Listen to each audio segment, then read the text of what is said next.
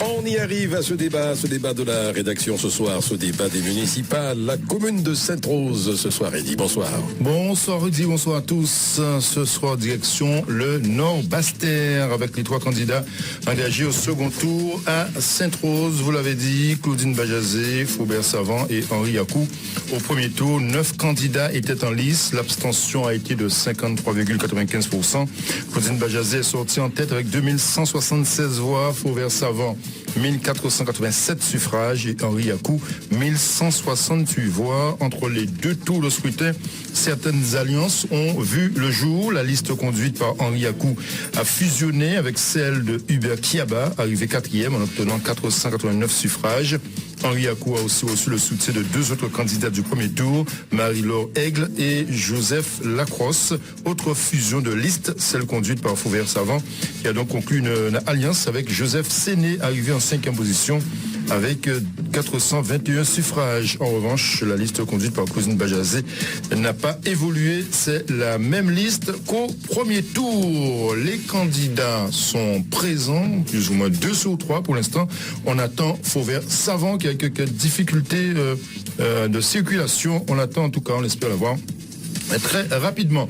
Claudine Bajazé, bonsoir. Bonsoir M. Planté, bonsoir RCI, bonsoir à la population de la Guadeloupe, celle de Sainte-Rose en particulier. Bonsoir Henri Yakou. Bonsoir Sainte-Rose, bonsoir les Sainte-Rosiennes et Sainte-Rosiens, bonsoir à toute la Guadeloupe.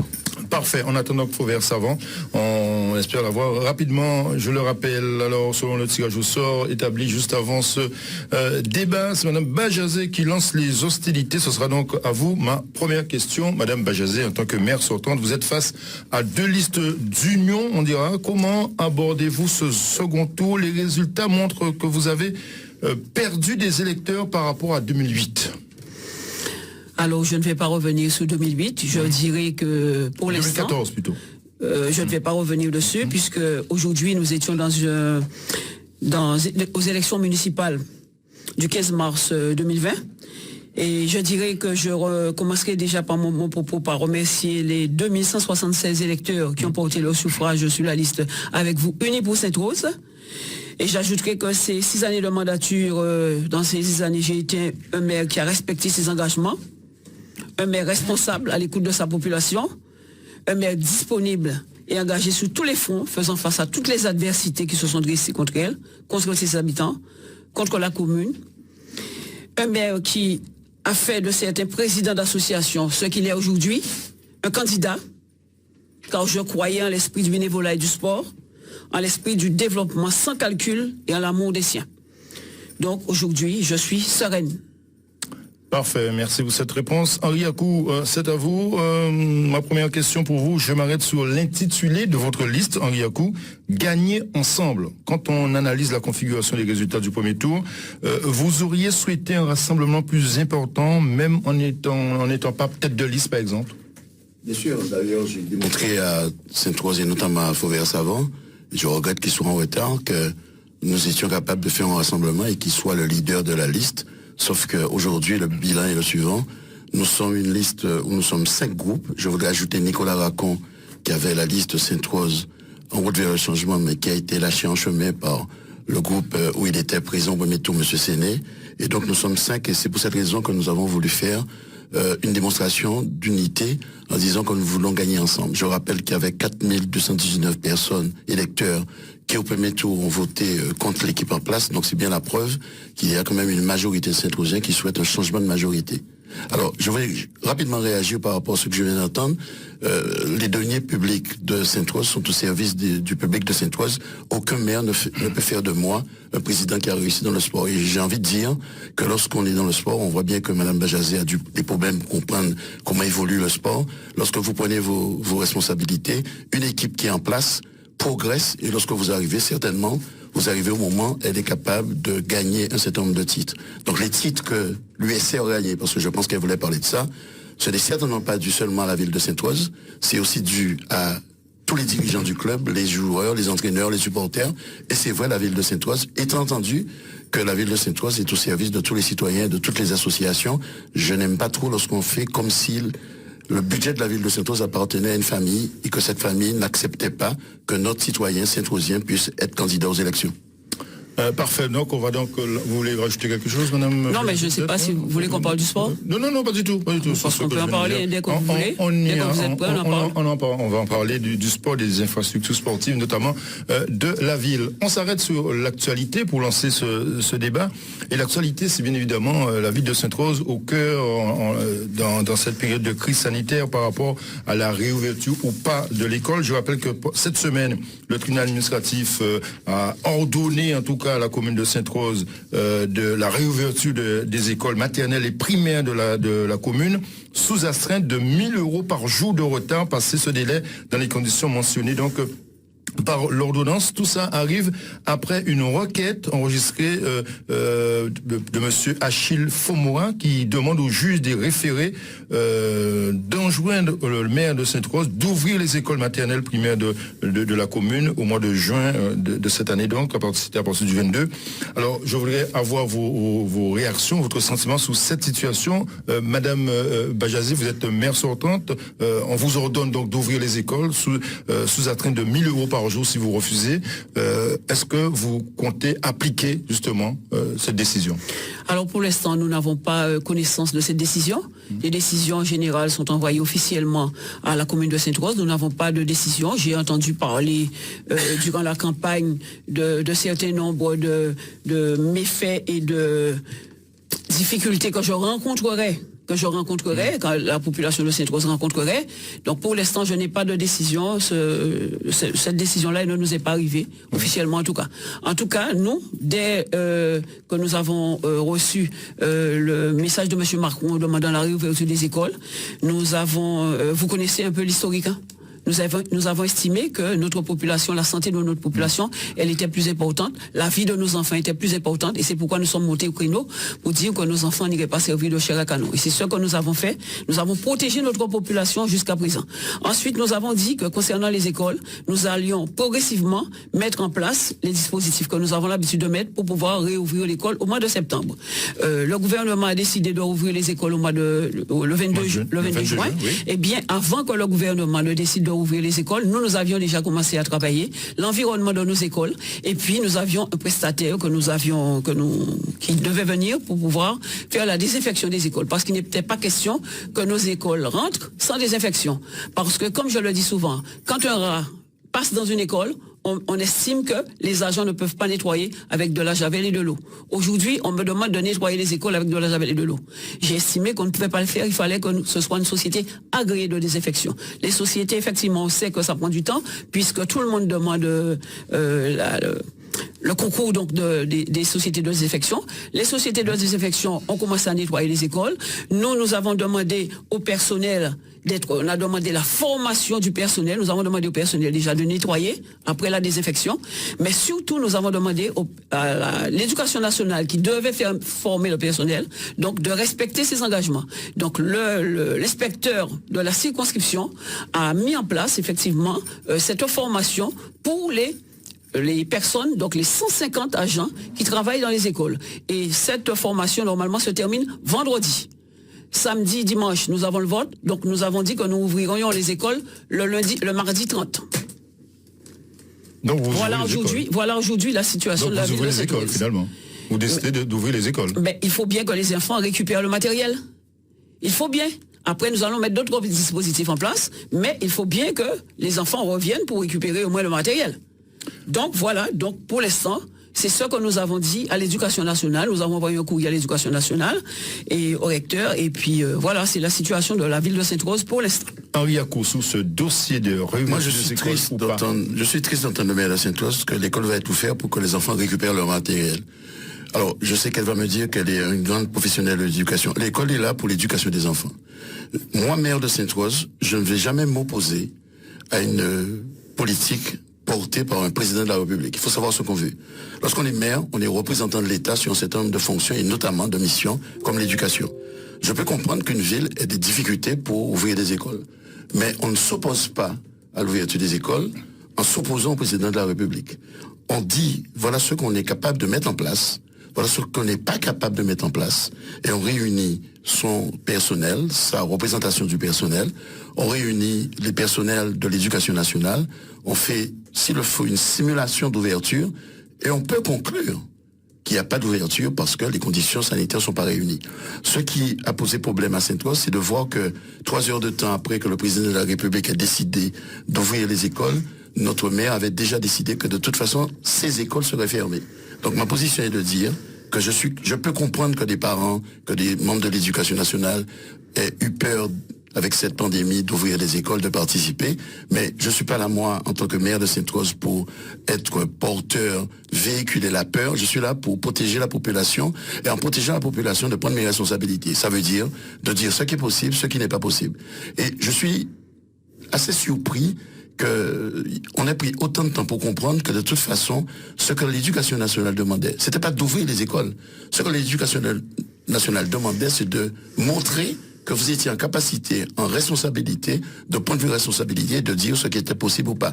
La fameuse circulaire qui disait qu'il fallait ouvrir les écoles pour le 6 juin, je rappelle que le 6 juin, c'est un samedi. Donc je ne vois pas comment une administration peut demander à ce que les écoles soient réouvertes le samedi. Par contre, on demandait à la municipalité de Sainte-Rose de dire quels sont les moyens qu'elle pouvait mettre en place pour ouvrir les écoles. En droit, on appelle ça obligation de moyens, pas obligation de résultats. Bon, alors moi je dirais que je suis une enseignante, je le reste d'ailleurs, même si je suis à la retraite. Donc personne ne me donnera de leçons en ces termes-là, parce que moi j'ai enseigné pendant 44 ans, je sais ce que c'est que des élèves en difficulté, je sais ce que des élèves décrocheurs, parce que pendant toute ma vie, j'ai travaillé, j'ai accompagné des enfants, même à la fin de la journée, je les prenais pour pouvoir les accompagner sur leurs difficultés. Depuis que je suis arrivé, nous avons mis en place effectivement un dispositif avec le service de la cohésion sociale, le conseil départemental, qui effectivement récupère les enfants en difficulté, qui sont accompagnés donc par des jeunes qui sont en formation à l'université, et nous avons mis en place ce qu'on appelle le programme de réussite éducative. Donc on ne m'apprendra pas ce que je dois faire pour les enfants. Ce que j'ai dit, c'était que on nous dit d'ouvrir les écoles alors qu'on n'a aucune assurance sur l'équipement, on n'a aucune assurance sur les moyens sanitaires que nous avons. Donc il fallait effectivement que le gouvernement puisse prendre sa part. Il y a le principe de précaution qui dit que normalement, quand il y a une pandémie, eh bien le gouvernement, il l'a déjà anticipé. Il n'y avait aucune anticipation. Et si on me reproche aujourd'hui de n'avoir pas peut-être pris la mesure peut-être de la dimension de cette responsabilité, je dirais que le gouvernement aussi n'a pas pris la mesure de la responsabilité non plus de ce qui s'est passé. Donc on ne peut rien me refuser. Et si je le dis, je vais le dire, on parle de maires, il y a 30 maires qui ont pris cette décision pour des problèmes sanitaires.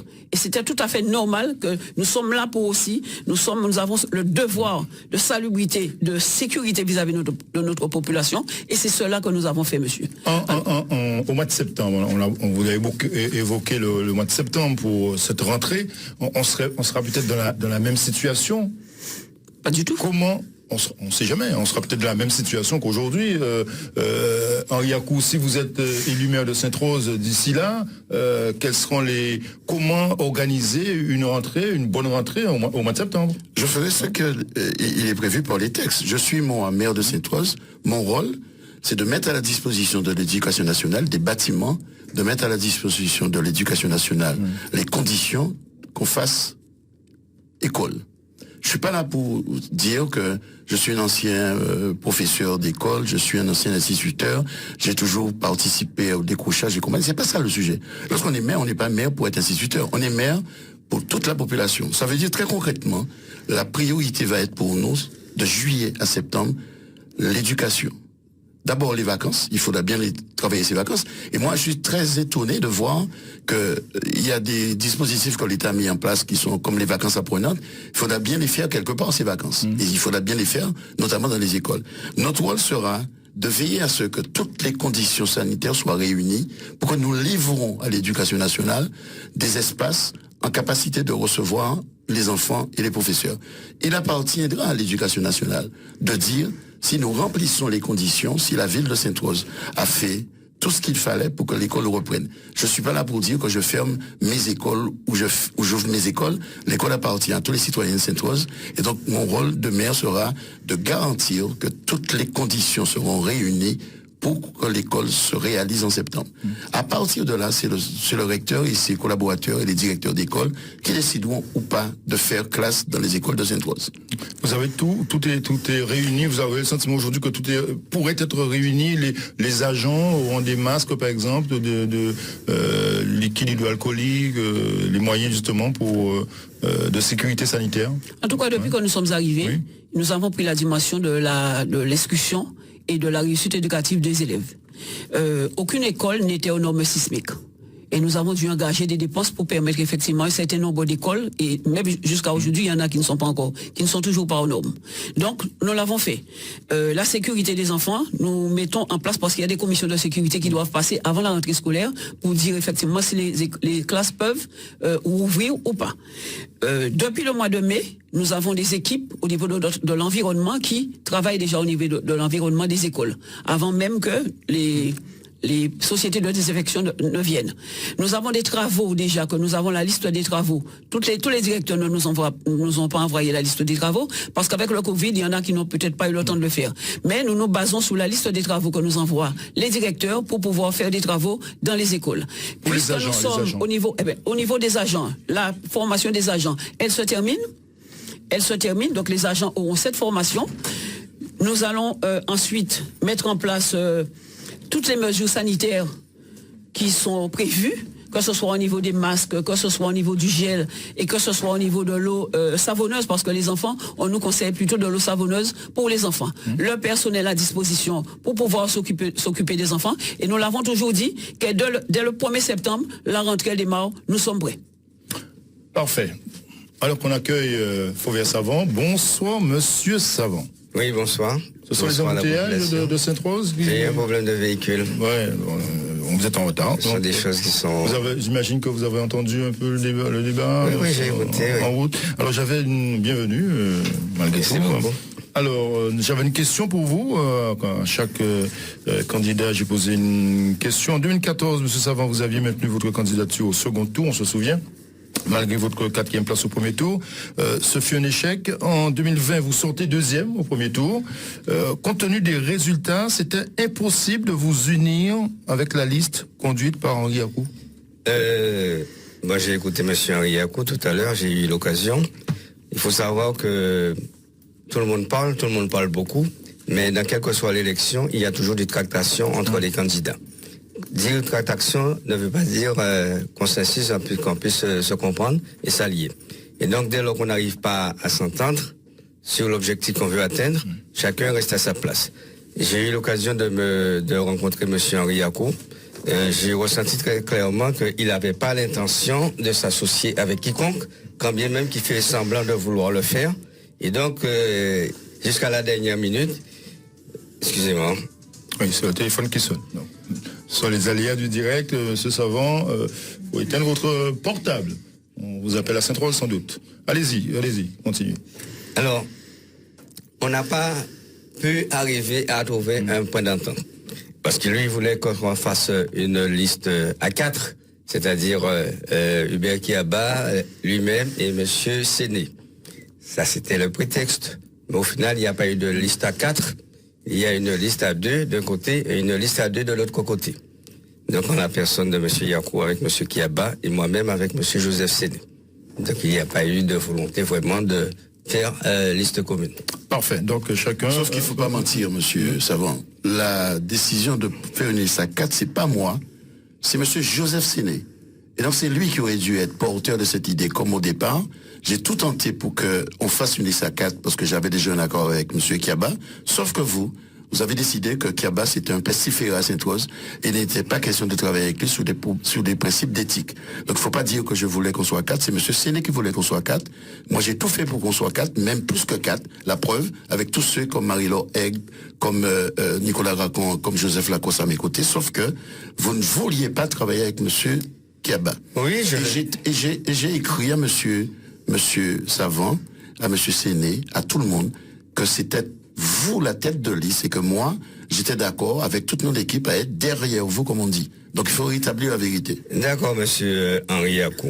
S'il fallait s'arrêter sur une liste à 4 ou à tous ceux qui ont échoué, qui sont arrivés après Madame Bazagé, Oui, mais ce n'était pas ma démarche, je vous l'expliquais, que j'avais une démarche de me rassembler avec des personnes avec qui j'étais censé, j'avais le sentiment de pouvoir travailler.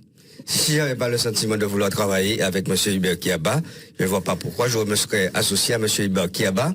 Et donc, vous qui êtes sorti troisième après moi, si on avait pu trouver un terrain d'entente, puisque c'est le reflet de la décision de la population qui rejetait la candidature de Madame Bazager, compte tenu de la politique menée, donc on aurait pu très bien s'entendre. Parfait, voilà pour ces explications.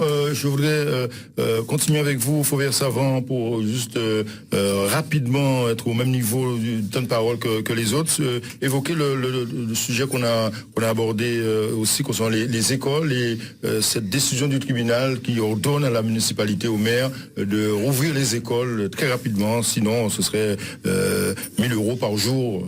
Oui, bon, ça... Votre réaction? Ça fait un moment qu'on a vu ça déjà à Saint-Claude, hein, qu'on avait condamné la commune de Saint-Claude dans ce sens-là. Ce que je voudrais vous dire, c'est que je trouve regrettable, sous ce prétexte du Covid-19, que le maire de la commune de Sainte-Rose n'ait pas pris ses responsabilités. Parce qu'il s'agit pour le maire de mettre à disposition des structures pour accueillir les enfants et que l'éducation, ça relève bien entendu de l'éducation nationale. Madame le maire n'a pas assumé ses responsabilités et aujourd'hui, elle est condamnée en ce sens. D'ailleurs, elle a même mené des actions au niveau de la Guadeloupe pour tenter d'influencer tous les autres maires dans sa démarche. On se rend compte qu'il faut assumer ses responsabilités et mettre à disposition, comme la loi le dit, eh bien, peut permettre à l'éducation de nos enfants, c'est la loi qui le dit. Si les parents ne veulent pas adhérer, ça c'est leur responsabilité, mais il faut mettre à leur disposition les structures nécessaires. Si vous étiez maire, vous n'auriez pas pris cette décision? Non, ça n'aurait pas été ma décision. J'aurais respecté, j'aurais pris les décisions, parce que c'est déjà ma logique personnelle, au-delà de... L'école ne doit pas être fermée. Ça, c'est ma philosophie de vie. Parfait. Je peux répondre? On avance rapidement, très rapidement. Alors, moi, je dirais que on vivait une situation qui était difficile en Guadeloupe, tout le monde le sait. Il fallait que les maires, effectivement, prennent leurs responsabilités. Moi, j'ai pris les miennes sous beaucoup de sujets, beaucoup d'actions, j'ai pris les miennes. Alors, je ne veux pas entendre M. Savant dire que je n'ai pas pris mes responsabilités. Ça, c'est une responsabilité qui était grave.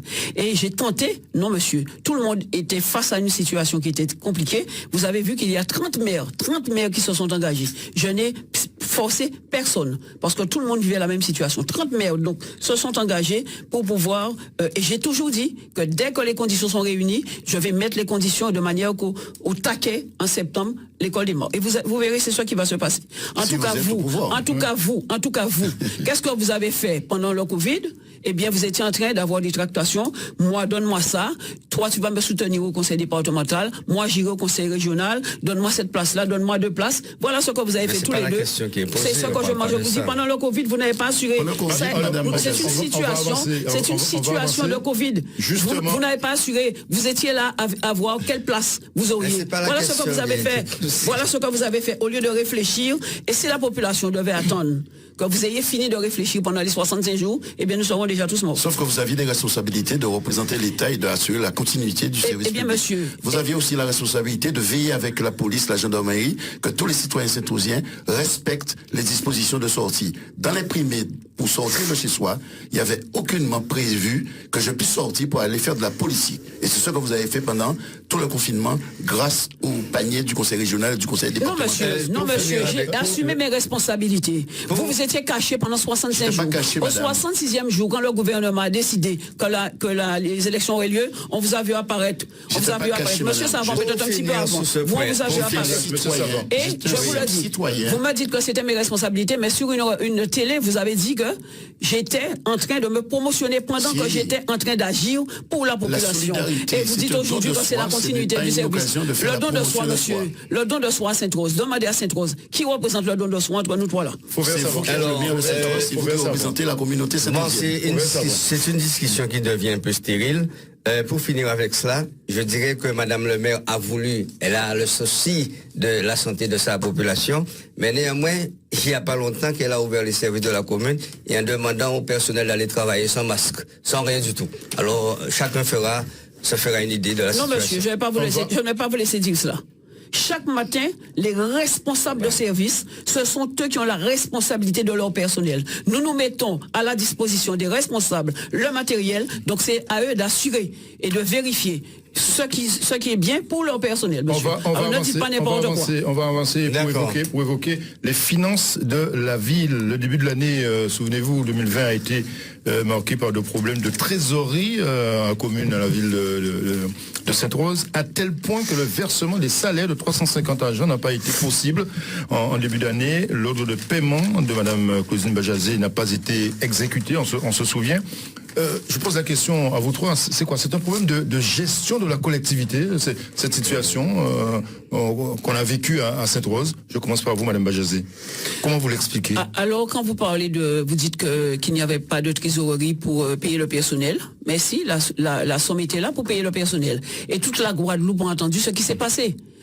Un ordre avait été donné de payer le personnel, et bien on est allé sur des charges sociales et fiscales. Et nous savons très bien la situation de toutes les communes concernant les charges sociales et fiscales. Donc on pouvait attendre pour pouvoir payer les charges fiscales et sociales. La preuve, c'est qu'après avoir payé les charges fiscales et sociales, on a payé le personnel. Donc on aurait pu faire l'inverse, comme on avait l'habitude de le faire. En 6 ans que nous sommes là, c'était la première fois qu'on avait un problème de paiement de personnel, alors que la somme était là pour payer le personnel. Il faut se dire qu'à Sainte-Rose, effectivement, élu, au mois d'avril, au mois de septembre, la Chambre régionale qui a un audit des comptes, qui a un audit au niveau de la ville de Sainte-Rose et au financement de la ville de Sainte-Rose, nous dit qu'il y a 12 millions de déficits qu'il faut effectivement les prévoir dans le budget. Ensuite, aux affaires, nous nous rendons compte qu'il y a plus de 20 millions d'emprunts contractés par M. Savant et M. Yacoub. À l'intérieur de ces plus de 28 millions d'emprunts, il y a le plan Cocarde, qui normalement avait été donné à la ville de Sainte-Rose avec une convention. Il y avait le prêt qu'il faut payer et il y avait une convention. Cette convention disait qu'il fallait résoudre, qu'il ne fallait pas augmenter la masse salariale, qu'il fallait engager des attachés, enfin des cadres, et ensuite qu'il fallait payer les charges sociales et fiscales. Ce qui n'a pas été fait. Et le plan Cocarde, nous continuons de le payer. Aujourd'hui, M. Savant reconnaît qu'effectivement qu'on n'a pas fini de le payer. On finit de le payer en 2024. Entre-temps, la Chambre qui continue maintenant son audit constate qu'il y a 14 millions de dettes par rapport au paiement des entreprises. 14 millions. Ensuite, la Chambre 2018 constate que entre 1992 et 2013, il y a près de 8 millions de titres d'eau qui n'ont pas été perçus et nous demandent de provisionner. Et ensuite, donc ce n'est pas votre politique, vous nous dites ce soir, vous n'êtes pas responsable. Alors, non, de toute façon, je suis là, nous sommes là pour assurer la continuité. Puis, quand nous avons fait l'ensemble, on a trouvé qu'il y avait près de 163 millions de dettes. Est-ce que nous sommes venus pleurer? Nous avons dit à la population, la commune est en déficit. Il faut que nous prenions l'autorité par les cônes. On va y revenir. Fauvier Savant, je voulais vous entendre justement sur cette situation de trésorerie de la ville de Madame Bajazé laisse à comprendre qu'elle a trouvé la commune dans une situation désastreuse. Je ne laisse pas comprendre, c'est la CRC qui le dit. D'accord. Est-ce que c'est la faute de l'ancien gouvernement, l'ancienne municipalité, que Madame Bajazé recrute son fils qui n'a pas le niveau de cadre A pour lui donner 6 000 euros? Est-ce que c'est la faute de l'ancienne municipalité que Mme Bajazé ait organisé des fêtes et cérémonies à hauteur de 1 million d'euros par année? Est-ce que la faute de la faute de l'ancienne municipalité que Mme Bajazé s'octroie 3 000 euros pour des frais de représentation alors qu'elle a plusieurs mandats électoraux et puisqu'elle est une retraitée supplémentaire? Est-ce que la faute de l'ancienne municipalité que Mme Bajazé ait fait passer la masse salariale de la commune de Sainte-Rose de 10 millions à 15 millions d'euros en 1 an, c'est-à-dire une augmentation de 50%. Et malgré ces dires, c'est seulement, elle est là depuis 2014, c'est seulement à côté de l'année 2020 qu'elle n'arrive pas à honorer ses engagements dans les délais impartis. Chacun se fera son idée. Sur la trésorerie, sur la situation... Je vous ai parlé de la trésorerie. Oui, donc ce sont les conséquences de tout ce que vous venez de dire. C'est la conséquence de la mauvaise gestion. Monsieur, moi, ce que j'observe, mais je veux dire quelque chose qui est terrible pour moi. Quand j'écoutais le maire sortant, je suis arrivé à 54 millions d'euros. Soit elle ne sait pas compter, soit elle ne sait pas de quoi elle parle. Je vais m'expliquer. La Cour générale des comptes a donné un bilan de la gestion précédente. Il est de notoriété publique que le déficit de la ville de Sainte-Rose lorsque la nouvelle majorité arrive au pouvoir en 2014, était autour de moins 368 000 euros. Et il me semble qu'il y a un adjoint au maire qui était dans l'équipe précédente qui pourra confirmer.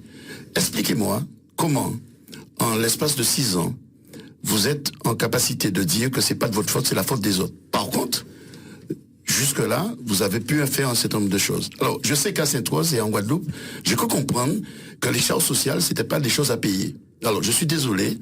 En avril 2017, j'avais une ancienne fonction, j'étais pas encore à la retraite, je suis venu à la mairie de Sainte-Rose pour expliquer de façon très conviviale à notre maire comment elle devait faire pour s'en sortir.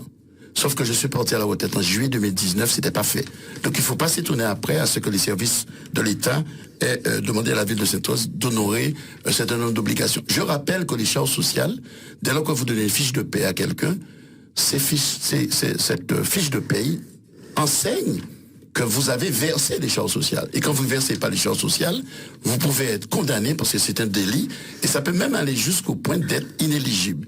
Alors, Sainte-Rose fait partie des 2 communes de Guadeloupe qui n'ont pas respecté les orientations qui étaient prévues, qui étaient d'accompagner les communes pour qu'elles puissent payer. Et même, il y avait 1 200 000 euros que je pouvais, moi personnellement, en tant que directeur de la caisse, effacer au titre de majoration de retard et de pénalité.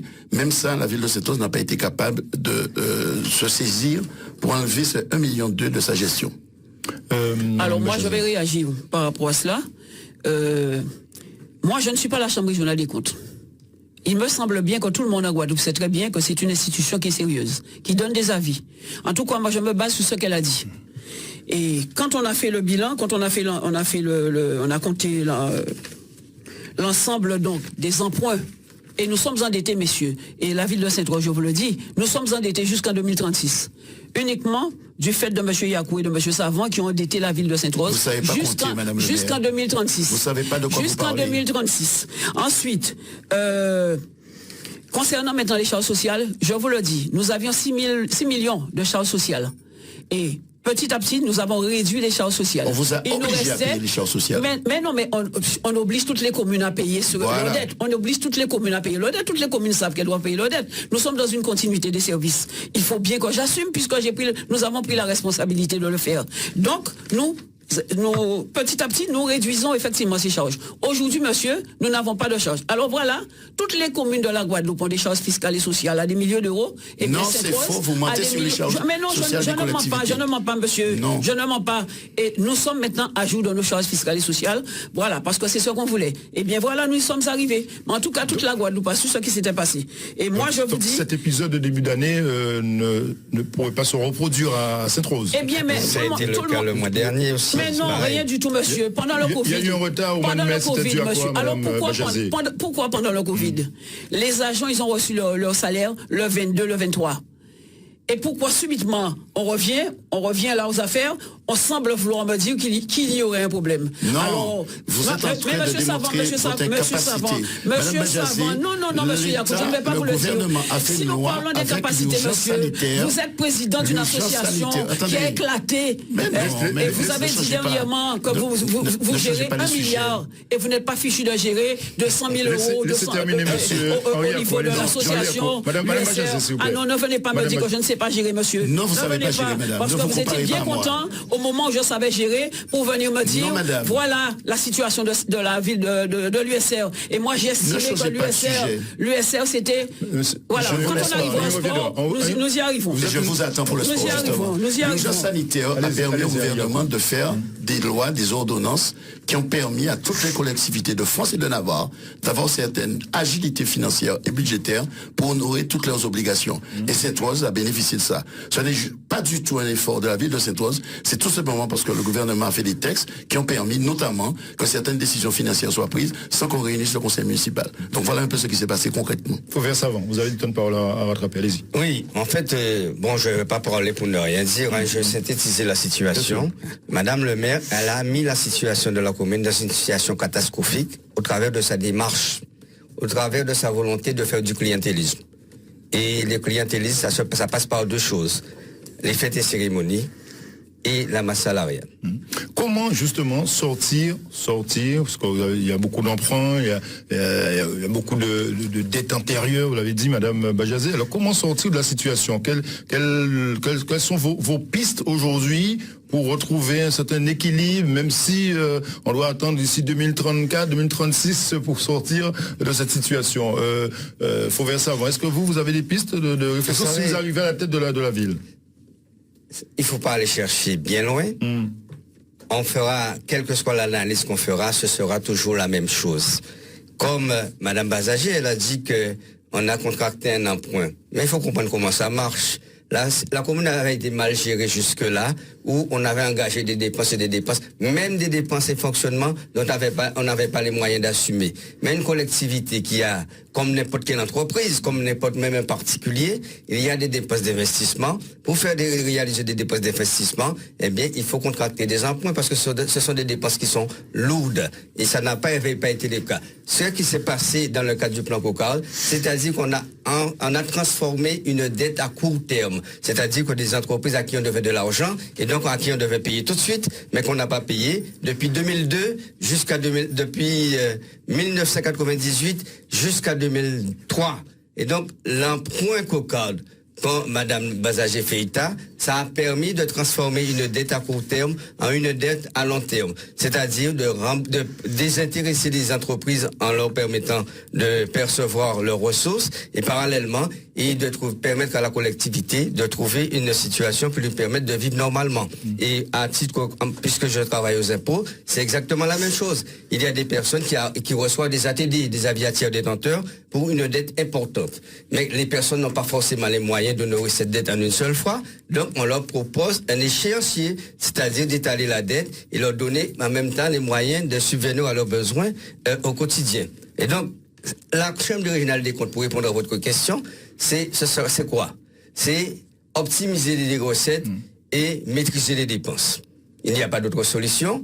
Et à défaut de pouvoir le faire, c'est le contribuable qui en prend pour son compte. Et on augmente les impôts. Et j'entends souvent, justement, en parlant d'impôts, dire, même hier soir encore, ils viennent raconter que M. Savant, puisqu'il travaille aux impôts, il va augmenter les impôts des Saint-Rosiens. C'est archi fou, puisque M. Savant, il a permis à l'ancien maire Richard Yakou, grâce à son expertise, comme je le dis, qui est parfois contestée, de diminuer les impôts des contribuables saint-rosiens en 2007, après le plan Cocarde. Et ceux qui augurent que c'est M. Savant qui va augmenter les impôts, eh bien, l'a augmenté en 2015 au travers de la communauté d'agglomération, puis en 2017 au niveau de la commune personnellement. Donc, pour permettre à la commune de retrouver une santé financière, il faut optimiser les recettes et diminuer les dépenses. J'imagine que vous avez des projets, donc il faut assainir cette situation. Alors, il faut assainir, mais il faut que la ville de Sainte-Rose aille chercher tous les financements auxquels elle a droit. Comment vous pouvez comprendre que nous sommes dans une communauté d'agglomération et Madame le maire est première vice-présidente et que le 28 janvier 2020, la communauté d'agglomération a décidé l'attribution de compensation. Ça veut dire la communauté de Nord-Basset reverse aux communes une partie de ses recettes. La ville de Sainte-Rose a eu 257 000 euros, la ville de Dé a eu 253 000, la ville du Lamentin a eu 722 000 et la ville de Petit-Bourg a eu 1 962 000. Donc voilà un exemple très concret qui montre bien que nous avons une municipalité qui ne sait pas défendre les intérêts de Sainte-Rose, ou alors on est absent le jour où on discute de cette question. Et c'était le cas de Mme Bajazé ce jour-là. Ce qui montre bien que les enjeux financiers demandent à ce qu'il y ait une attention de tous les instants pour qu'on puisse maîtriser la gestion interne, notamment lutter contre le gaspillage, mais en même temps aller chercher partout les financements possibles.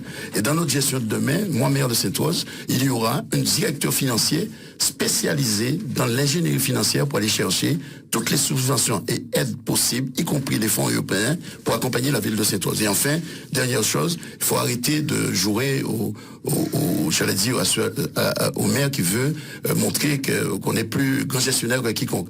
Les services de l'État ont une analyse financière qui est possible avec la DRFIP. On ne va pas perdre notre temps à aller payer un audit qui va nous coûter 80 à 100 000 euros. L'audit va être fait par l'analyse financière des services de la direction financière de la DRFIP avec les services de la ville de Sainte-Rose. Et c'est à partir de là que nous allons construire une stratégie financière où il y aura à mettre en place de nouveaux outils de contrôle et de maîtrise de notre trésorerie. Vous savez, une ville, c'est comme une entreprise. C'est la trésorerie qui permet de dire si on va payer les salaires du mois prochain. Et maire de Sainte-Rose, j'aurai avec mes équipes une possibilité, avec un outil informatique, de savoir à l'instant T quelle est la capacité de trésorerie de la ville de Sainte-Rose. Voilà ce que je voulais dire pour régler cette question de la maîtrise financière de la ville de Sainte-Rose. Parfait. On va évoquer vos projets. On a fait le constat de cette situation. Ils ont dit quelques contre-vérités. Moi, je reviens dessus. Précisez rapidement, Savant, après on passe au projet. Concernant le plan Cocaude, je vous dis, voilà ce que la Chambre régionale dit dans son rapport numéro 255, page 36. Au 17 avril 2009, aucun des objectifs assignés dans le plan Cocaude en vue de renforcer la fiabilité et la sécurité des opérations budgétaires et financières n'a été réalisé. D'accord? Concernant maintenant, monsieur Yakou qui dit que... Vous avez bien dit 2019. Non. Alors, vous avez dit que dernièrement, on a voté maintenant les montants donc attribués, les attributions de compensation. Moi, je vous dirai. En 2011, c'était M. Savant qui était responsable justement au niveau de l'agglomération. Non, au niveau de l'agglomération, c'était lui qui était chargé justement de cette attribution de compensation. Et donc, dans sa session ordinaire de décembre 2011, il y avait M. Richard Yakou présent. Donc, M. Savant, on a voté pour la ville de Sainte-Rose 257 000 euros, 534. Non, mais je dis en 2011. On est en 2020. Voilà. Et depuis, voilà cela nous traîne. Vous êtes la première vice-présidente du Conseil communautaire. Assumez, prenez vos responsabilités, améliorez la situation. La ville de Sainte-Rose traîne cette compensation comme un boulet. Parce que jusqu'à présent, la communauté d'agglomération n'a jamais réussi à mettre en place ce qu'on appelle la clette qui aurait pu permettre effectivement que cette compensation... C'est la responsabilité de qui? Que cette compensation... C'est votre responsabilité de mettre en place la commission d'évaluation des charges. Que cette compensation puisse revenir à Sainte-Rose, où vraiment, quand on regarde, des haies, 253 000, etc., la montée 722, Petit Bourg, 2 744 000, Pointe-Noire, 263. Même Pointe-Noire a une compensation plus forte que la nôtre. Ça veut dire que vous n'avez pas été capable de défendre les intérêts de Sainte-Rose. Il faut qu'il y ait une solidarité des communes pour que cette clette, nous acceptions de revenir sur cette clette comme M. Savant et M. Yakou avaient voté en 2011. Il n'y a jamais eu de réunion de cette commission. C'est ça qu'il faut dire. Il y a eu des réunions, monsieur, mais il y a eu des problèmes. On va avancer puisqu'on va faire le bilan de Richard Yakou et là, on revient en arrière pendant plusieurs... Moi, je suis pas venu non, mais on est obligé. On est obligé. Mais non, on ne fait pas le bilan de Richard Yakou parce que là, on part à 2011-2010 et on est en 2020, Madame Bajazé. Alors, on va parler un peu de projet. Mais nous parlons de 2020, conditionne ce qui s'est passé. Oui. Parce que si notre clé aujourd'hui est à ce niveau-là, c'est de leur faute. Et jamais on a réussi jusqu'à présent à changer ça. Est-ce que dans ces conditions, justement, après cet état des lieux de la ville de Sainte-Rose, on peut avoir de l'ambition et avoir des projets, il faut vers savant pour la ville, pour les Sainte-Rosiens? Mais si on veut être maire, c'est parce qu'on a des projets. Alors, quels sont concrètement, quels sont les axes justement de développement de vos projets pour Sainte-Rose? À titre personnel, vous comprendrez, l'argent c'est le nerf de la guerre. Sans moyens financiers, on ne peut rien réaliser. Bien entendu, pour avoir une vision de développement de son territoire, il faut assainir les finances de la collectivité et, comme je vous l'ai expliqué tout à l'heure, en optimisant les recettes et en maîtrisant les dépenses. Et donc, pour dégager un autofinancement, déjà, permettre à la collectivité d'assumer ses responsabilités vis-à-vis de la population au regard des obligations des services régaliens à assumer devant la population, c'est-à-dire par exemple les routes, l'éclairage public, l'entretien des accrotements, etc. et des bâtiments publics, etc. Et après, dégager un autofinancement pour financer ces investissements. Parce qu'il faut savoir qu'une collectivité doit avoir au moins une quote-part dans 80% des cas, une quote-part de 20% pour financer les investissements. Et c'est même comme cela que M. Richalus est venu ridiculiser Madame le maire à Sainte-Rose en lui proposant de financer l'assainissement à Sainte-Rose à hauteur de 7 millions d'euros, mais en lui disant comme elle sait qu'elle ne pourra pas apporter les 20%, donc il n'y aura pas de financement. Donc c'était un peu ridicule de venir quand même dire ça à Madame le maire. Et donc il faut pouvoir dégager un autofinancement et il faut avoir une vision. Il faut avoir une vision de développement, même s'il n'y a pas lieu d'apporter des finances personnellement, puisque ce sont les porteurs de projets qui permettent le développement d'un territoire. Et donc, vous me parlez de mon projet. Je veux que Sainte-Rose puisse devenir, comme il est prévu dans le schéma d'aménagement régional qui a été adopté en 2011 et qui est confirmé dans le plan local d'urbanisme qui a été adopté par la commune. Je ne sais pas si ça a été transmis à la préfecture, que Sainte-Rose devienne ce pôle d'équilibre économique en développant 3 types d'activités. Le commerce, dans le centre-bourg de Sainte-Rose, dans la zone d'activité de Nolivier et dans le secteur est de la Boucan. Et l'agriculture, parce que Sainte-Rose, avec un potentiel de 4000 hectares de terrain, est un territoire qui a la plus grosse potentialité d'activité agricole à Sainte-Rose. Donc, notamment en matière de canne et autres activités, notamment parce que nous avons des entreprises très prestigieuses, en termes, notamment, je peux citer des noms.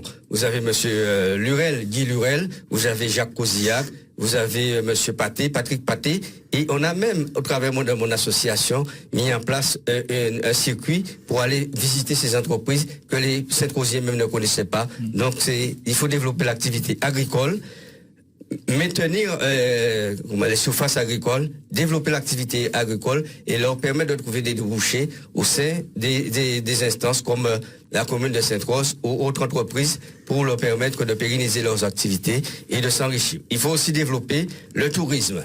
Sainte-Rose est une commune à forte potentialité touristique, donc il faut pouvoir permettre l'instauration de circuits d'établissements touristiques dans la commune de Sainte-Rose. Il faut aussi ça, et nous avons plusieurs autres choses. Le vieillissement de la population, et il faut s'approprier ce qu'on appelle la silver economy, c'est-à-dire l'économie induite par le vieillissement de la population, parce que ça crée de nouveaux besoins du fait de ce vieillissement de la population qui diminue d'ailleurs, notamment en termes de sport, en termes de loisirs, en termes d'accessibilité, parce que les personnes sont devenues à mobilité réduite. Eh bien, il faut pouvoir développer une économie en ce sens-là, et nous pensons le faire notamment en développant ce qu'on appelle l'économie sociale et solidaire, et notamment en partenariat avec les associations pour répondre aux attentes des services publics. Il faut aussi penser aux personnes en situation de handicap, et ce que la loi a été adoptée depuis 2005 pour permettre l'accessibilité des personnes en situation de handicap aux établissements publics. Et de même, il y a des emplois normalement qui sont censés être réservés pour ce public, et puis les personnes ne trouvent pas leur place au sein des collectivités. Eh bien, nous voulons aller en ce sens. Et pour finir, pour ne pas monopoliser la parole, il faut mettre en place une véritable politique pour notre jeunesse, et non venir le faire des promesses qu'on ne tienne pas. Il faut les réconcilier avec la politique, et il faut les réconcilier avec en leur permettant de s'insérer dans la société. Et pour cela, il y a des structures, il y a des entreprises avec lesquelles la collectivité peut travailler, notamment la mission locale, c'est sa mission pour les enfants qui sont en situation de désocialisation et d'échec scolaire. Il y a Pôle emploi, il y a aussi les entreprises, il y a aussi les administrations. Et puis, il y a aussi, la direction départementale de la jeunesse et du sport. Faire des conventions, pour favoriser l'insertion de nos jeunes par le travail, par la formation, etc. Tout ça à travers des conventions et des partenariats, on l'a bien compris. Alors, Sainte-Rose, c'est un peu le carrefour du Nord-Bastère. Alors, Henri Yakou, comment repenser justement les activités de la commune, et quelle identité vous voulez donner à Sainte-Rose, le Sainte-Rose de demain? Sainte-Rose, c'est entre mer et montagne. Ça veut dire très concrètement, et j'aime bien entendre Fauvert qui déroule comme une récitation, développement économique, développement agricole et compagnie. Moi, je veux être très concret. Tourisme, il faut créer des circuits touristiques pour que les gens restent à Sainte-Rose. Exemple concret, il y en a 3. Le canal des esclavages, l'usine de Comté, c'est toujours là. Je suis passé l'autre jour regarder ça avec quelqu'un. La maison du Cas, qui est une vieille idée que j'ai lancée depuis très vieille, qui a au moins 30 ans, cette idée, à Cacao, Sainte-Rose. Et enfin, beaucoup de Saint-Rosiens ne savent pas où est-ce qu'il y a Roche à Z. Roche à Z, c'est une roche, des roches, où les Araouaks ont fait des inscriptions. Ça, c'est des exemples très concrets. Deuxième exemple, le bord de mer de Sainte-Rose. Mais j'ajoute aussi le bord de mer, le port de Mont-Rouge. Il faut quand même se demander, comment après 25 ans, et tout le monde en prend là en passant, qu'on est incapable de faire que ce port devienne un port de plaisance, de pêche, de tourisme, un espace de balade, etc. Et donc, nous, on va revendiquer, je le dis bien, on va revendiquer d'avoir à diriger ce port, parce que ce port doit être au service du développement de Sainte-Rose.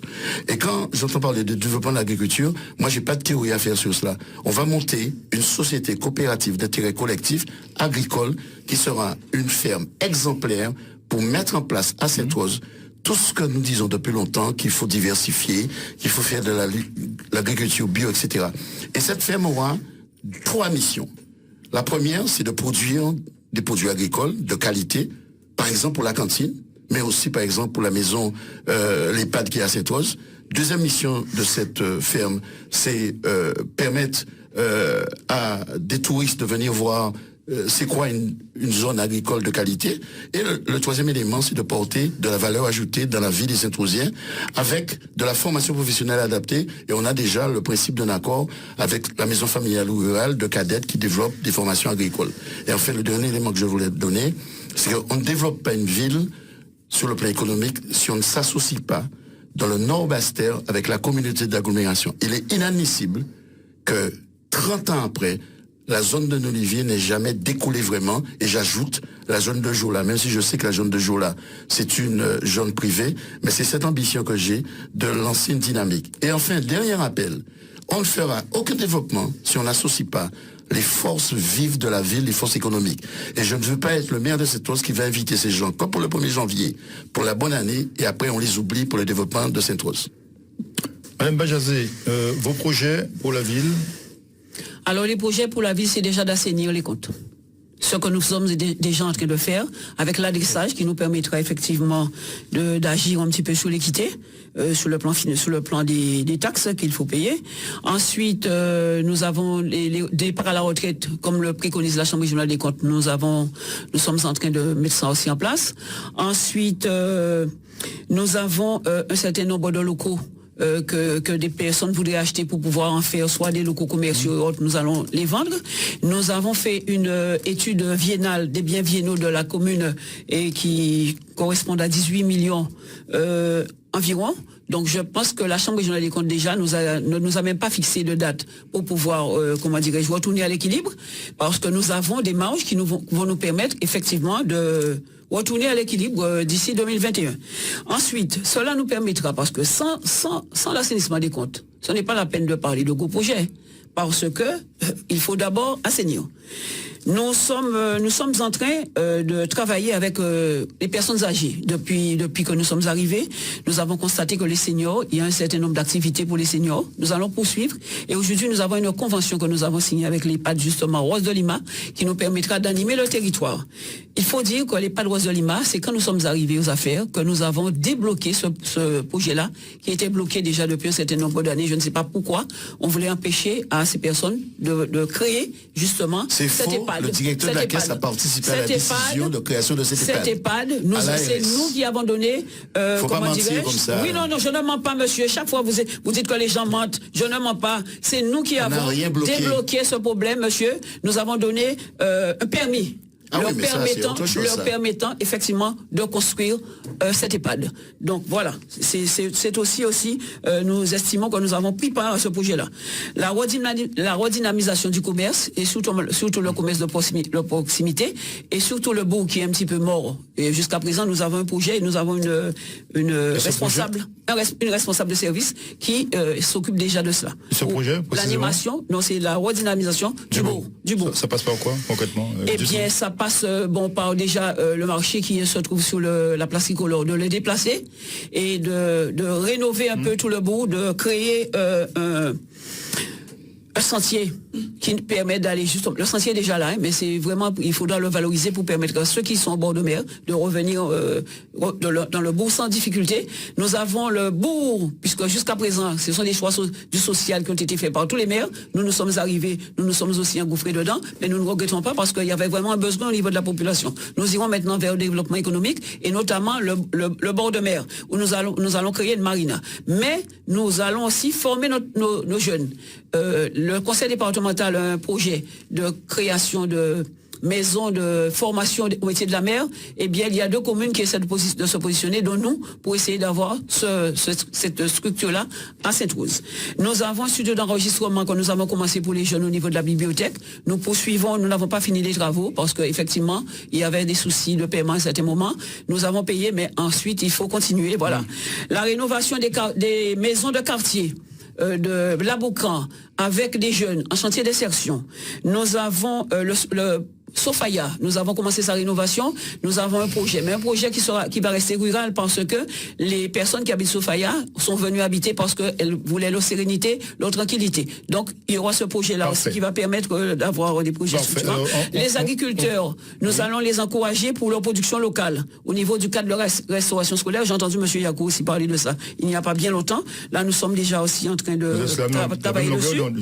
Et les infrastructures sportives. Sous certains points, oui. Les infrastructures sportives, eh bien, nous avons commencé leur réhabilitation. Nous allons poursuivre. D'ailleurs, nous avons déjà un cadre qui va s'en occuper. Parfait. Alors, on a bien compris, vous êtes quelque peu prudents tous les trois concernant les projets. C'est vrai, chacun a ses projets, ses envies, mais la situation financière de la ville est compliquée. Donc, il faut d'abord assainir pour tout en gérant le quotidien et en mettant les projets en place. On l'a bien compris, mais est-ce que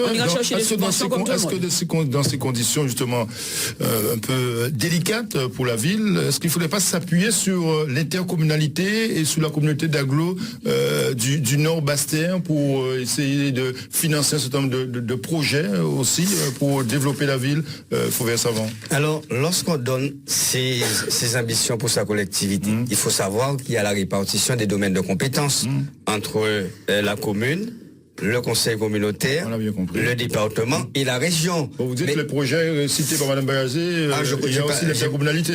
Mme Bazagé, elle a lu son papier comme M. Henri Yakou. Je n'ai pas lu de papier, vous avez vu que je parle avec mon cœur de ce que je veux faire, mais il faut s'approprier, et je le dis souvent, il y a monsieur Intel qui vient soutenir madame Intel, ou monsieur Intel, il y a monsieur Intel qui vient soutenir monsieur Intel ou monsieur Intel, et toi, mais ces personnes-là, depuis tantôt, se sont jamais intéressées à l'intérêt de Sainte-Rose. L'intérêt de Sainte-Rose, on peut faire tous les programmes qu'on veut, ça passe par la déviation du pont de la Boucan. Ah, j'allais venir. C'est toi ça? Non, ce n'est pas moi. D'accord. Justement, ça veut dire qu'il faut exister au sein des collectivités. Donc ça veut dire que le conseil régional s'intéresse à cette soit la région. Il faut exister parce qu'à chaque élection à Sainte-Rose, M. Victorin Lurel, comme Marie Chalus, ou même Mme Chevry, avant, je ne prends pas parti pour Pierre-Paul ou Jacques, tout le monde, tous, ils sont venus à Sainte-Rose pour dire que ça coûte combien de millions, on va commencer telle date, et à aucun moment, aucun chantier n'a démarré. Est-ce que la communauté d'agglomération du Nord-Bastère, aujourd'hui, ça peut être aussi un atout pour la ville? Mais c'est un atout. C'est un atout pour la ville, mais comment l'utiliser? Quels sont les projets à valoriser? Vous savez, la communauté d'agglomération, à la base c'était une communauté de communes qui a été transformée en 2011 en communauté d'agglomération avec l'intégration des 3 communes qui sont arrivées après. Ça a généré une manne financière supplémentaire au travers de la dotation globale de fonctionnement. Mais c'est avéré que la situation, elle était excédentaire. C'est aussi de la mauvaise gestion parce que la collectivité, la communauté d'agglomération ne s'est pas approprié ses missions. C'est la mutualisation des moyens pour permettre un développement harmonieux du territoire, le territoire qui part de Goyave pour arriver jusqu'à Pointe-Noire. Mais chacun vient faire ses courses. Mais il va mal faire course à yo. La preuve, nous avons à Sainte-Rose la base nautique qui a été initiée depuis 2011 et elle n'est toujours pas terminée à la date d'aujourd'hui. Donc nos maires, nos élus ne s'approprient pas les missions de la communauté d'agglomération. Je vous ai parlé de tourisme, c'est du domaine de compétence de la communauté d'agglomération. Je vous ai parlé d'aménagement du territoire, c'est aussi de la mission de la communauté d'agglomération. Je vous ai parlé aussi de développement économique, c'est aussi la mission de la communauté d'agglomération, mais comme les élus, chacun vient faire ses courses, et donc ils ne mutualisent pas les moyens nécessaires pour s'approprier leur mission. Henri Yakou, la ville de Sainte-Rose n'est pas entendue au sein de la communauté d'agglo ou... Mais je peux dire que la communauté d'agglomération est en panne depuis les 6 dernières années. Je sais qu'il y a eu un rapport de la Cour régionale des comptes il y a quelques années qui avait déjà fait des observations. Et lorsqu'on voit comment fonctionne la communauté d'agglomération, sauf sur deux ou trois sujets, on peut dire que la communauté est en panne. Elle est en panne pourquoi? Parce qu'il n'y a pas de stratégie de territoire. Elle est en panne pourquoi? Parce qu'on n'a pas fait une vraie répartition, on n'a pas, on n'a pas clarifié les domaines de compétences de cette communauté d'agglomération. Un exemple concret, on est incapable, après près de 20 ans, d'organiser le transport interurbain à Sainte-Rose et le transport général. Ça veut dire quoi? Si vous n'avez pas la possibilité d'organiser la mobilité dans une Nord-Bastère, vous ne pouvez pas parler de développement économique. Et enfin, dernier sujet, j'aime bien quand la ville de Sainte-Rose vote son PLU, mais je ne suis pas convaincu que le Nord-Bastère a une vraie stratégie d'aménagement du territoire. Pourquoi? Les textes sont clairs. Le programme local d'urbanisme de la ville de Sainte-Rose doit intégrer l'aménagement de l'espace. Un exemple concret. Il y a en face de Cluny 163 hectares d'une carrière qui a été achetée par la communauté depuis quelques années. Quid de ces 168 hectares, 163, 168, en face d'une plage? Donc voilà un élément concret appartenant sur le territoire de la ville de Sainte-Rose, mais qui a été acheté par la communauté et qui depuis n'a aucune destinée. Et puis j'ai envie de dire que la communauté a aussi acheté un certain nombre de bâtiments pour la maison du miel ou la maison de l'ananas. À la date d'aujourd'hui, on n'a vu ni la maison de l'ananas ni la maison du miel. Donc il n'y a pas de stratégie de territoire, il n'y a pas de stratégie économique, et donc il ne peut pas y avoir de stratégie opérationnelle en répartissant les actions à Sainte-Rose, à Déhay, à Lamentin, etc. Madame Bajazé, vous n'êtes pas entendu à la communauté d'Aglo, vous ne vous faites pas entendre, vous n'allez pas assez fort Eh bien, à la communauté d'Aglo, qu'est-ce qui avait été dit quand nous avons été élus? C'est que les projets allaient être répartis selon les stratégies et selon le potentiel topographique et culturel des territoires. Ce n'est pas exactement ce qui se produit actuellement. Pour quelle raison? Parce qu'il y a un certain nombre de dossiers, dont le dossier de la base nautique, dont j'entends M. Savant dire. Le dossier de la base nautique, chère population, quand nous sommes arrivés, cela faisait 4 ans que la base nautique elle était fermée. Et pour quelle raison? Une base nautique a été créée à Sainte-Rose sans VRD, monsieur. Comment voulez-vous qu'une base nautique soit créée sans VRD et à aucun moment ceux qui étaient aux affaires n'ont vu qu'il n'y avait pas de VRD? Quand ils se sont rendus compte de ça, il était trop tard. Et ensuite, quand nous sommes arrivés, au niveau de la communauté d'agglomération, il y a un certain nombre de projets. Donc, comme la base, comme d'autres projets dans les autres communes, on disait qu'au niveau des marchés, il y avait un souci. Donc, le président a pris une étude qui travaillait autour de ces projets-là. Et voilà, ça a pris du temps. Et de 380 000 euros qui nous auraient permis de terminer la base nautique, nous en sommes aujourd'hui à 1 300 000 et quelques mille euros. Et la base nautique n'est toujours pas terminée. Parce qu'il a fallu... Monsieur, mettre les VRD. Voilà ce qu'on élu doit faire. Quand on fait un projet sur votre territoire, vous devez aller vérifier ce qui se fait sur votre territoire et ne pas confier votre commune. Après, vous ne retrouvez plus votre commune. Alors moi, au niveau de l'aglo, je dirais que les agents de l'aglo font de leur mieux pour essayer d'avancer. C'est vrai que les compétences ont été données à la loi. La loi Notéré a donné un certain nombre de compétences au niveau des aglos, mais c'est vrai que certains n'avaient pas un certain nombre de services. Et d'ailleurs, ils ont dû confier ces services-là par le biais de conventions aux communes, à certaines communes. Par exemple, le tourisme, nous avons gardé notre partie animation du territoire. Mais heureusement, parce qu'il y a des délais pour tout cela. Et si vous ne respectez pas ces délais-là, eh bien, c'est l'aglo qui va gérer chez vous.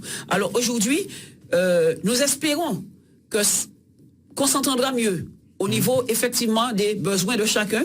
Par exemple, monsieur parle de terres qui ont été achetées effectivement en face de Cluny. Ce sont des terres qu'il avait achetées pour pouvoir construire un golf. Sauf que, quand on a fait l'étude du terrain, on s'est rendu compte que ça ne correspondait pas effectivement aux besoins, pas du territoire, mais aux besoins effectivement la structuration de golf sur un terrain aussi rocailleux. Donc c'est pour ça que jusqu'à présent, l'aglo n'a rien fait. Et c'est un golf qui nous aurait permis à Sainte-Rose aussi de développer tout ce qui est tourisme. Parce que quand les touristes viennent à Sainte-Rose, ils sont obligés d'aller dormir à Déhay.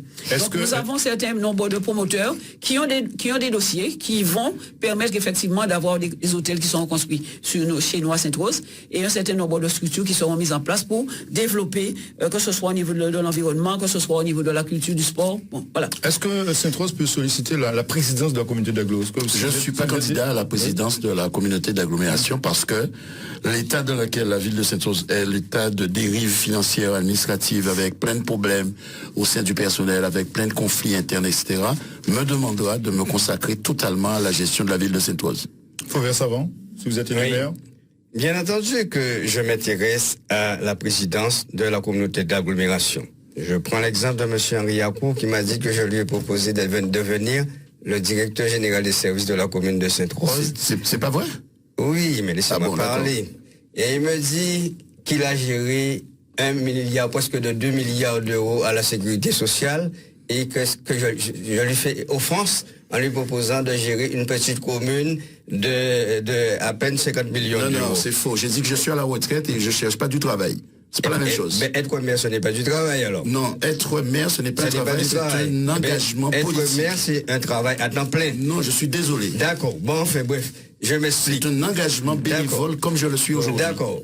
On a géré 2 millions d'euros, on ne peut pas gérer 50 millions d'euros, enfin du moins on n'est pas intéressé à gérer 50 millions d'euros. Je répète que j'étais candidat aux élections, pas pour prendre un poste sous l'autorité de M. Savon. D'accord. Alors, sous la présidence de la communauté d'agglomération. La présidence de la communauté d'agglomération, notre ancien maire l'a exercé, Richard Yakou, même avant il y avait eu M. Dorlipo, qui était un adjoint de M. Clodomir Bazager. Aujourd'hui, c'est M. Sapoti. Hier, c'était M. Losbar. C'était un atout pour favoriser l'émergence, pas que de la commune de Sainte-Rose, mais du territoire. Donc vous êtes candidat. Je suis candidat, oui. Voilà, dans la mesure du possible, je serai candidat. C'est la question, c'est la réponse. Rapidement, sous le projet de... Vous avez posé la question aux autres. Ah oui, je vous pose la question. Oui, vous êtes candidate Je dirais que j'ai entendu parler de dérive financière tout à l'heure. Donc la dérive financière, c'est depuis le 14 avril 2009, dans le rapport de la CRC, numéro 255. On ne va pas refaire l'histoire politique, financière il faut mettre les choses à leur place. Madame, vous avez maquillé 2009 à 2010 la dérive financière, nous sommes en train de la gérer. Est-ce que vous serez candidate à la présidence de la communauté d'agglo? Alors, ce que je dirais, Sainte-Rose, pourquoi pas Sainte-Rose? Parce que d'autres ont déjà eu ce poste-là. Pourquoi pas Sainte-Rose? Parfait. Eh bien, voilà, c'est ça, c'est tout, c'est clair. Sous le projet de déviation. Pourquoi pas Sainte-Rose? Moi, je serai dans une majorité de la communauté d'agglomération avec Petit-Bourg, avec Goyave, avec Pointe-Noire. Ça, c'est déjà décidé entre nous. Ah, c'est déjà décidé entre vous. C'est déjà décidé, vous n'êtes même pas encore. Mais je vais aux élections pour gagner les élections, madame. Mais tout le monde je vais va pas aux élections pour perdre. Ah bon, vous allez aux élections pour gagner. Bien, nous verrons. Alors on va évoquer justement nous n'allons la pas donner relation. notre part au chien, nous allons défendre ardemment notre position. Et en même temps, vous disiez tout à l'heure, à chaque fois qu'on fait commission ailleurs en communauté d'agglomération. Je vous prends flagrant délit d'être absent de l'idée de développer la Guadeloupe et donc de développer le Nord-Bastère. Sainte-Rose peut porter sa contribution au développement du Nord-Bastère sans chercher à être président de la communauté du Nord-Bastère. Alors Sainte-Rose aussi dispose de nombreuses associations, une vie associative très mouvementée, très positive. On connaît les associations de Sainte-Rose. Est-ce que là aussi, vous comptez accompagner ces associations, mettre justement à disposition de la population des infrastructures sportives, culturelles adéquates pour justement l'épanouissement de la population? Quelle est aujourd'hui la relation entre municipalité et les associations de la ville? Fauvière-Savon. Oui, ça fait partie de nos objectifs, favoriser l'animation du territoire.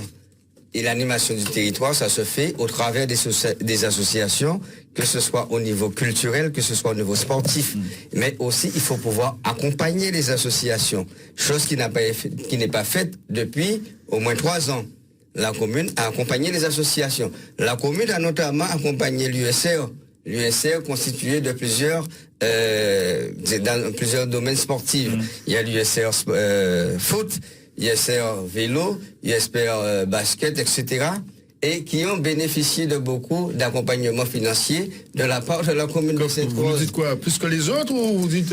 bien plus que les autres. Donc il n'y a pas une équité. Enfin, ça dépend de la politique de chacun. Mais il y a eu une forte contribution, que ce soit par l'ancien maire, que ce soit par le maire actuel, pour accompagner ces structures. Et quand on met à disposition un certain nombre, à un niveau élevé de dotation d'accompagnement financier de la collectivité, eh bien, il faut pouvoir passer une convention et justifier de l'usage des fonds qui ont été fournis et fournir le bilan de la gestion de ce qui a été réalisé. Et comme je sais que l'USR n'a jamais eu d'assemblée générale pour faire quoi que ce soit, elle n'a à aucun moment pu fournir quelques justificatifs que ce soit. Mais néanmoins, il s'agit d'une mission essentielle pour la collectivité d'accompagner les associations, puisque ce sont elles qui alignent notre territoire, que ce soit au niveau culturel, que ce soit sportif, autre. Henri Yakou. Alors, je suis très content de cette question. Comprendre que vous êtes visé directement. Je suis visé directement, mais c'est bien parce qu'il me voit partout, que ce soit Mme Bajazé, que M. Savant. Je suis président que du USR Foot. Je ne suis pas président du USR Vélo. Je ne suis pas président du USR Basket. Je ne suis pas président de l'USR Athlé et je ne suis pas président de l'USR Handball. Pas dire n'importe quoi non plus devant la population. Je ne suis pas président du vélo, du basket, de l'athlétisme et du handball. Enfin, quand même. Un peu de respect pour moi, quand même, Fauvert. Je suis président que du foot. Alors, j'ai bien ces questions parce qu'à la dernière assemblée de l'USR, j'avais un invité important. J'avais invité tous les élus de Sainte-Rose. Il y en a un seul qui est venu. C'est M. Claude-Mire Bajazé. Et lorsque j'avais présenté le bilan de l'USR, ça doit être bien ancien, alors. Ça doit dater. Vous avez déjà tué M. Bajazé, M. Savant? Non, je n'ai tué personne. Bon, d'accord. Je vous demande d'avoir un minimum de respect pour un citoyen saint-rosien qui a été maire de Sainte-Rose. Il a félicité l'USR de son activité et il a demandé aux Saint-Rosiens de faire en sorte que je reste le président de l'USR. Pour ce qui est de rendre des comptes, je suis désolé, restez dans votre casier, vous ne connaissez pas ce qui se passe dans la gestion sportive. Actuellement, depuis 2 ans, un club de foot est obligé de passer devant une commission de contrôle financier. Et cette commission de contrôle financier rend des comptes à la Ligue guadeloupéenne de football et à la Fédération française de football. Donc j'ai rendu des comptes déjà. Voilà ce que je voulais dire. Par contre, j'aurais très bien aimé que vous félicitiez tous les sportifs saint-rosiens qui ont été champions vélo, champions basket, champions d'athlétisme et champions football. Ah, s'ils sont Saint-Rosiens, je veux bien. Ah, ils ne sont pas Saint-Rosiens? Un bon nombre d'entre eux ne sont pas des Saint-Rosiens. Tu es sûr que tu es sûr que tous les Saint-Rosiens qui sont à Sainte-Rose sont Saint-Rosiens? Tu es sûr que les Saint-Rosiens qui ont adopté Sainte-Rose, c'est pas eux qui vont voter le dimanche 28 pour que moi je sois maire de Sainte-Rose? Il faut qu'on soit une commune ouverte. Je suis désolé, je ne fais pas de ségrégation. Je sais que tu as tendance à vouloir faire de la ségrégation à Sainte-Rose. Je veux pas de ça dans ma ville. Je suis dans un sport qui est un sport international. Tant que je serai président du club, ce qui intéresse les Sainte-Rosiens, c'est de crier rouleau bravo. Le reste, je suis désolé, vous faites de la petite politique avec ça. L'extension des Saint-Rosiens, ça n'a pas d'importance. C'est important. Le meilleur joueur du club, c'est Maverick Canoise. Actuellement, grâce à un partenaire du club, il travaille. Oui, c'est mon fils. Ah, Maverick Canoise, c'est ton fils? Ah, très bien, je ne savais pas. Ah ben, tu le sais maintenant. Très bien. Madame Bajazé, sur cette relation entre la municipalité et les associations? Eh bien, dès notre arrivée, nous avons estimé effectivement qu'il fallait accompagner les associations parce que moi-même, j'ai eu l'occasion de faire partie de plusieurs associations et je sais combien les associations, ce sont des soupapes de sécurité. Si j'ai bien compris, M. Savant, vous privilégiez l'USR? Mais je continue. Donc, une soupape de sécurité pour les associations sont des soupapes de sécurité pour les villes. Donc, dès que nous sommes arrivés, nous avons estimé effectivement qu'il fallait accompagner les associations. Et toutes les associations ont eu, les premières années, une subvention. Ce qui s'est passé, c'est que le gouvernement a décidé de réduire les dotations. Donc, il n'était plus question d'aider les associations comme on le faisait. Et je dis que j'ai porté vraiment un intérêt très grand pour ces associations, et en particulier l'USR qui était déjà arrivé à un certain niveau. Merci. Qui était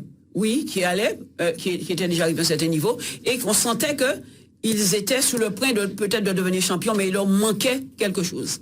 Aussi, M. Yakou est venu me voir tout de suite.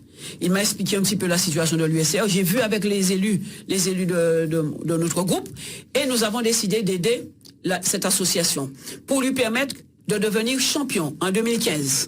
Et je dirais aujourd'hui, ce qui me surprend, c'est de voir aujourd'hui qu'il y a M. Kiaba, M. Lascari, il y avait quand même d'autres qui ont quitté, qui ont voté toujours contre les subventions que je donnais à un certain nombre d'associations, et notamment l'USR. Et aujourd'hui, ces personnes ont retrouvé tout simplement M. Yakou, et il a accepté que ces gens-là travaillent avec lui, alors que ce sont des gens qui ont toujours combattu son travail et le travail de la municipalité. Et je dirais que j'ai été fier d'aider l'association de l'USR, qui est devenue championne. Et je crois que si nous n'avions pas mis toutes nos billes, je ne sais pas si le travail, peut-être que M. Yakou dit qu'il avait fait depuis un certain nombre d'années, eh bien cela aurait permis que l'USR devienne champion. Et je veux qu'il dise que nous l'avons aidé. Oui. Parce qu'il m'a dit, M.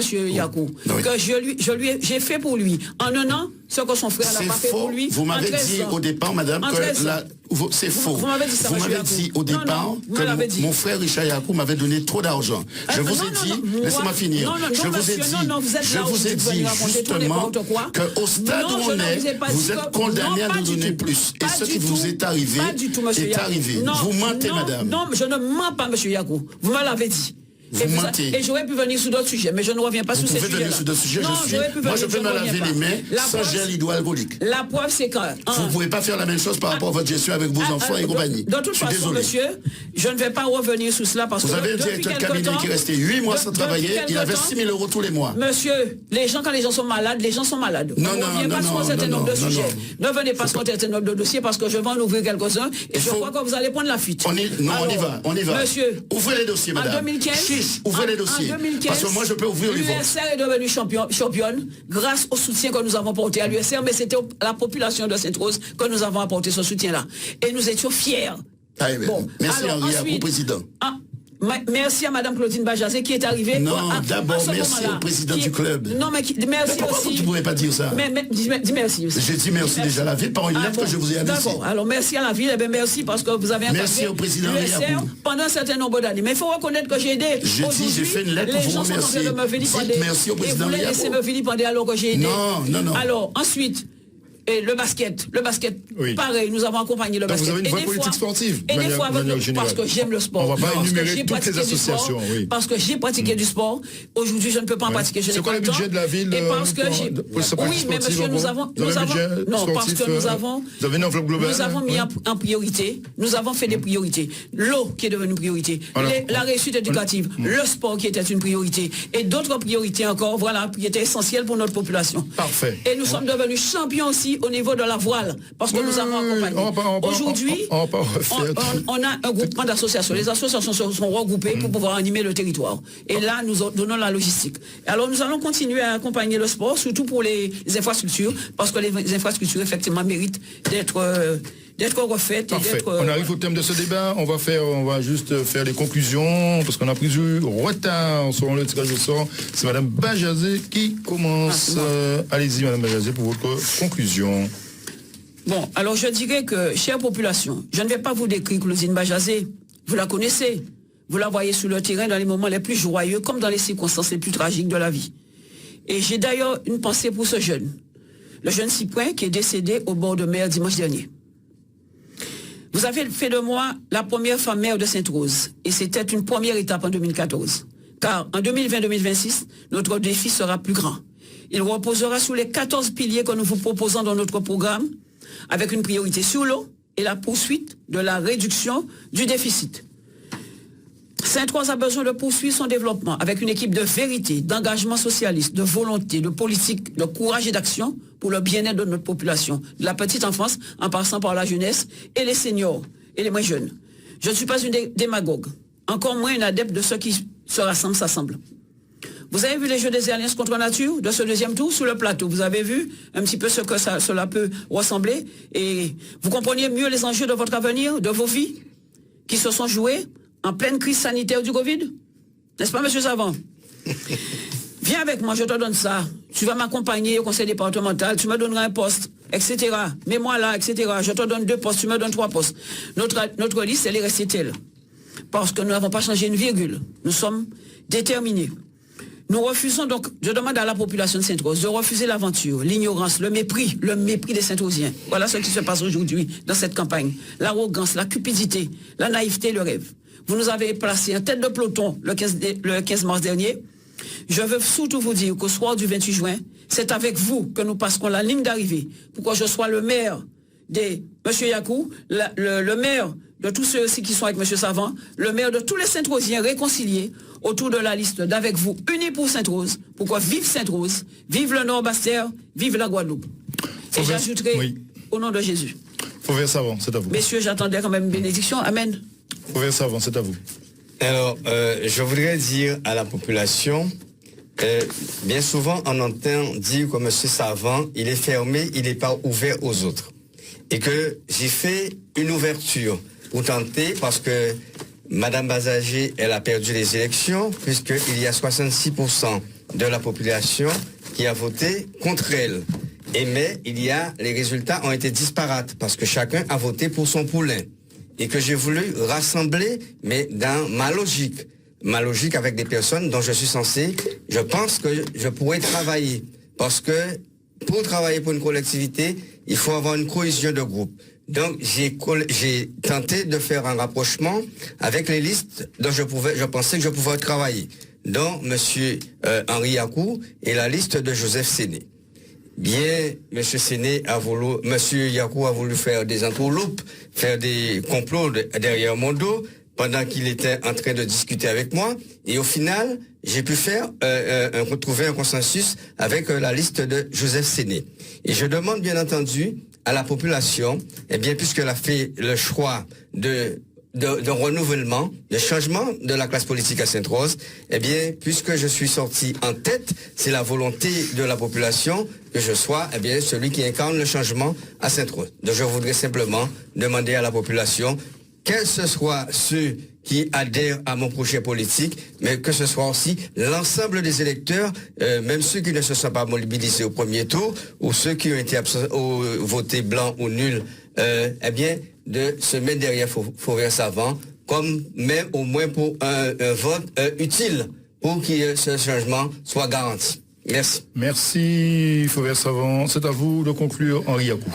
Moi, je suis candidat à cette élection et nous sommes 5 groupes ensemble réunis. C'est bien la preuve que c'est nous qui avons fait la démonstration de notre capacité d'ouverture.